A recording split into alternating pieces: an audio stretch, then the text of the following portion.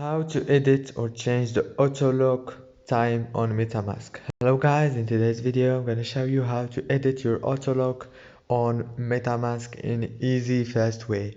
So first thing we do is we go to Metamask app, as you can see right here, and now you need to choose those three lines here in the app, and then you have to go to settings here, click on settings, and now choose security and privacy, and after that you have to go down to auto lock. Here you go. Now you have many options to change it to after 5 seconds or even after 10 minutes or never if you want.